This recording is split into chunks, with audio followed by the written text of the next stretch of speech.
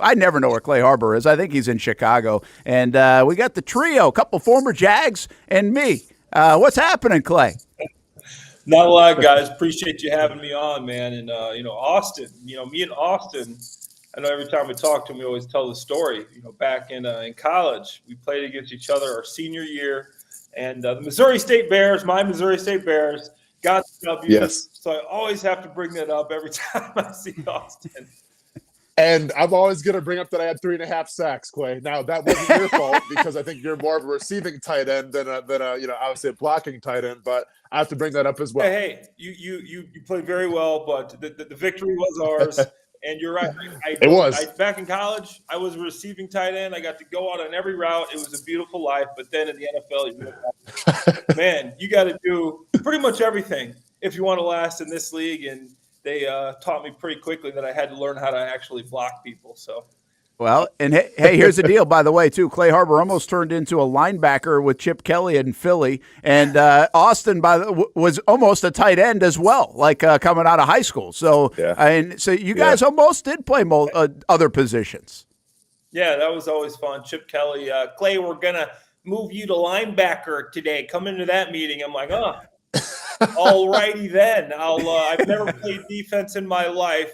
This was my 4th year, Austin. This wasn't a rookie coming into the NFL. It's my 4th season. 4 years of playing tight end. I'm a vested veteran that he's telling to move to linebacker, okay? I'm like, okay, maybe if this was my rookie season, I'll try it. This guy has, some new and exciting thoughts and stuff. But at that point, I'm like, man, just get me the heck out of here. No, I mean, listen, with all due respect to Chip Kelly, I think Chip Kelly is great at a lot of things. I'm not sure picking defensive players might be one of them. So that's kind of crazy that he alluded to you playing linebacker, man. I can't believe that. Yeah, I don't think that's why Chip worked. That's the way Chip worked, right? He was like, forget about defense. Let's just go score points. Yeah, I think he's still doing that today. Crazy enough. All right. Hey, let's talk about this game, Clay. Wanted to get you in. Obviously, you pay attention to the Jags down here. I see you tweeting about them and keeping an eye on them. We know you keep an eye on the Eagles, too. Eagles and Jags kind of have struggled, really, ever since last December. But Chicago has not. Defensively, really, they have turned it up.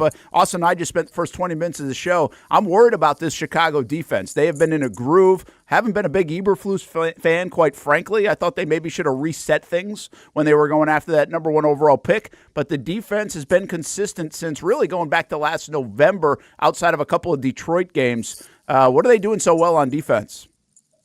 You're exactly right, Brent. And Caleb Williams in the offense is getting a lot of the attention because obviously he's Caleb Williams, the number 1 pick, the Hollywood, USC, everything going on there. But the real story to this season has been how good the defense is. The stat that almost seems unreal is the last 11 games. The Bears have allowed, the only team in the NFL right now, haven't given up over 21 points. So if the Bears score 21 points, game over. An 11-game span here. This isn't a 4, a 5, a 6, a 7, an 8, a 9. This is an 11-game span. They haven't given up over 21 points. Right, they're 3rd in the NFL in turnovers right now, and that's coming off the back of the last 6 weeks last year where they were number 1 in the NFL in turnovers. So they have a span of 11 games of really good football. They averaged 15.5 points a game during the last 6 games of last season. This year, they're averaging 17 points a game. Once again, that 11-game span where this team is just playing great defense. They had some big-time acquisitions this year that kind of flew under the radar. Kevin Byard, couple big interceptions, has been a tackling machine. But the one thing that is a little worrisome for the Bears is Jaquan Brisker. He might be the defensive MVP so far this season, a guy that's extremely underrated at the safety position. The Bears' leading tackler this season forced a big fumble last week, but in doing so, he landed in concussion protocol, self-reporting concussion symptoms, which is his 3rd since he's been with the Bears. Each time he's missed at least 2 games. So Jaquan Brisker will be out. Jonathan Owens, a.k.a. Jonathan Biles, Simone Biles' husband, might be getting the start this year. So that would this game. So that'd be interesting. He hasn't had much play time besides special teams this year. But you said it, Brent. This defense is special. Montez Sweat's been good. The linebackers are great. But the real stars of this defense is the defensive backfield. I mean, Clay, when this schedule got released, we're talking about the NFL preseason. I think a lot of people in Jacksonville said, okay, you're going to the UK, you're playing Chicago first and the Patriots then. Like, okay, this could be a 2-game stretch here where we have a lot of success. And now all of a sudden we're seeing it's like, all right, Chicago might be kind of the real deal, especially after that Carolina Panthers game. And obviously the Jaguars haven't really reached expectations yet. Like, in your eyes, from where you were in the preseason to where you are now about this Bears team, are they reaching expectations? Are they underachieving? Are they overachieving? Or they kind of are they where you thought they were going to be? I think they're right where I thought they would be. I picked them at 9-8 this year as a solid team, and I know that Caleb had a great preseason, and people are salivating, thinking he's already the next coming of Joe Montana. And I knew it was going to be a process, and even now he's missing some throws. He's missing. I'm watching the All-22. He's missing a guy here. His eyes don't look like they're in the right place. Maybe somebody runs the wrong route. He's a little slow on the read. He's still got a little bit of that college in him, where there's maybe a guy open, but he's going to run around and try to make a play. But everything considered, where they are now as opposed to where they were 3 games ago, I mean, this thing is just on a trajectory flying high. I mean, they're playing complementary football. The run game has really picked up. They had the worst run team in the league the first 3 weeks. And these last 2 weeks, DeAndre Swift has had 285 yards from scrimmage and has really picked things up. And to me, it's not a surprise that Caleb Williams has these 2 great games when the running game gets going. It's a symbiotic relationship here. Once you start running the football, that opens up a lot of things in the pass game. DeAndre Swift, to me, is still leaving a little bit of meat on that bone with some of these runs. They got a good number 2 running back, Roschon Johnson from Texas. Second-year man, was a draft pick last year behind Bijan Robinson over there at Texas for 4 years. But these 2 running backs, if you can slow them down and make the Bears a passing team, and I know the Jaguars are struggling against the pass right now. I've seen it and watched, and Joe Flacco just shredded him. It's like, come on, this guy needs a wheelchair to get on the field. He's so old. But if you can slow down this run game and make them a passing team, that's where the Bears get into trouble. Yeah, Clay Harbor with us. Austin Lane out in Las Vegas. Clay in Chicago. Brent Martineau here on the Action Sports Shacks 24/7 network. Bears and Jags coming up on Sunday. It's a fascinating game in a lot of ways because if you missed the stat that Clay just shared, 21 points is the magic number. They don't give up more than that in Chicago. The Jags haven't scored much more than that. 2 occasions now in the last, I think it's 10 games, maybe 11 now, that they've scored over 21. That was against Carolina last December, and just Sunday against the Colts. So the Jags have had problems executing and getting the number of points that they need. So this is going to be interesting to see which gives or what gives. And if it doesn't give, the Jags are going to be in trouble, of course, on Sunday. Clay, how do you view what's going on in Jacksonville right now? Trevor got off to a slow start. Obviously, a lot got remedied on Sunday with that performance, but you also have Tank Bigsby playing really good football. Evan Ingram, we think, will come back this week. Brian Thomas Jr., they have a lot of good stories despite their 1-4 record. It's a little bit of a why is this going on here in Jacksonville type thing right now, Clay. What do you see from outside? Isn't Campbell coming back soon too? They just announced that he's coming into the 21-day window. They just announced that in the last 10 days. But I don't think he'll be back Sunday. I think he'll be back maybe against the Patriots, but I would look at him more toward Green Bay. After they come back stateside. Yeah. So for me, it's been a couple of things, right? And some of it, I mean, it's just bad luck. I mean, you look at the Miami Dolphins game. I know you guys probably talked about that on nauseam. This game, you are slamming the door closed. You are running in the end zone from you're at the 1 yard line and you fumbled 2 plays later, touchdown to Tyreek. You want to say, I know, Austin, you want to say, hey, you got to be able to come back from plays like that. But that is one freak accident right there away from a game. And it feels like there's been a lot of that besides the Bills game. That was just a straight-up beatdown, right? That was just ugly. There was really nothing to take from that. Yeah.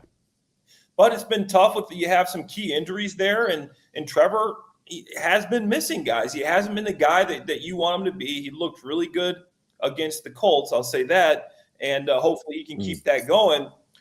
But, overall, I think they're heading the right direction. Tank Bigsby, does he get carries over Travis Etienne? I mean, is he going to be the number 1 back? That's interesting. And this D-line, this defense I thought was really going to be kind of a defense where you can lean on people this year and not just an okay defense. I thought they were going to be the group with Ryan Nielsen coming in. And then you got Trayvon and Josh Hines Allen coming off the edge, Eric Armstead, Devon Hamilton. You got all these guys, and you still got Foye coming back, Chad Muma, you got Devin Lloyd, like those guys in the box, those linebackers and defensive linemen. I thought they were just going to take over games this year, and that just hasn't happened. They've been instead of being a real weapon, they've been a detriment, and that's something. And I know I'm an offensive guy, and the offense has to get better. But with this team, with the new coordinator, with the guys that you have, Trayvon and Josh Allen, I thought this defense was just going to be wreaking havoc on teams, and we're going to be closing out games. So to me, if you can get this defense playing, I think the offense will come around as you get more guys back, and then you'll see an improvement leading into the rest of the season. Obviously, I don't know if that'll be enough. Well, and Clay, you mentioned it. It's about playing complementary football. And I think what worries me more than anything about this matchup coming up Sunday is the fact that DJ Moore is a game record. He's an X factor. And this guy has explosiveness written all over him. And we see a Jaguars secondary right now that is very porous in terms of surrendering the big play. We saw Alex Pierce, I don't think anybody had that dude in fantasy last week, and he absolutely went on. What is DJ Moore capable of? Because I've seen a couple Bears games, but I haven't watched it closely like you have. Are they trying to force feed him the ball now? Are they running gadgets with him? Is he in the slot? Is he in the outside? Are they trying to get him the ball, Clay?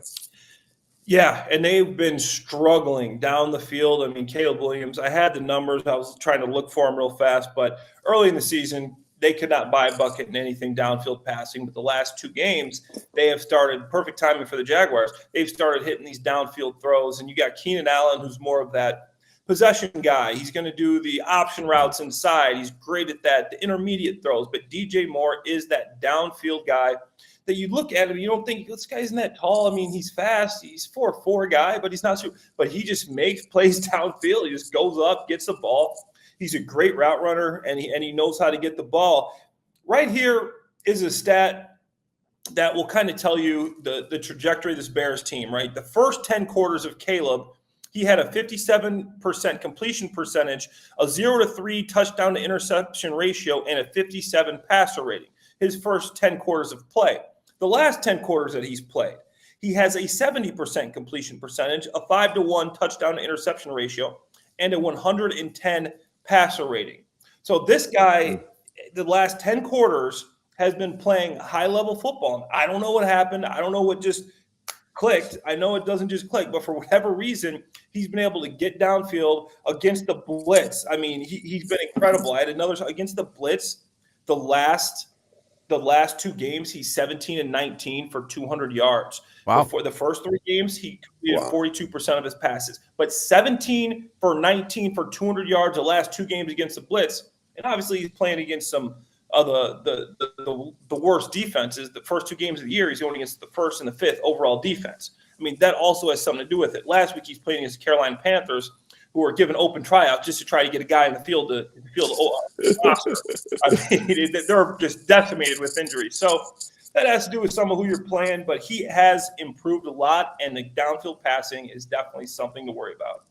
All right, so what do you like here? Do you like before we let you go, you think that trend continues? Do you think Nielsen dials something up? The offensive line of the Bears is not great. So that's the Jags front could attack that if they bring their A game. We think the Jags need to run the football against a susceptible defense of the Bears in that area. How do you think this does play out over in London with a desperate Jags team, quite frankly, to get back in this thing, and a Chicago team feeling some pretty good momentum right now at 3-2? Yeah, if I'm Doug Peterson or Press, who's calling the plays? Is it Doug or Press? I did not set that up. I promise. It's kind of like American Idol. I think we just kind of vote. We call it a vote. We even know right now. I have no idea. Play. Press is calling the plays. Press is calling the plays. All right. Yeah. So if I'm Press Taylor and I'm looking at this Bears team, this Bears defense is great, but against the run, they are susceptible. You can run the ball against this team. They haven't stopped it. Against the Panthers, obviously they had to get away from the run because the Bears forced 3 turnovers and the Panthers forced 0.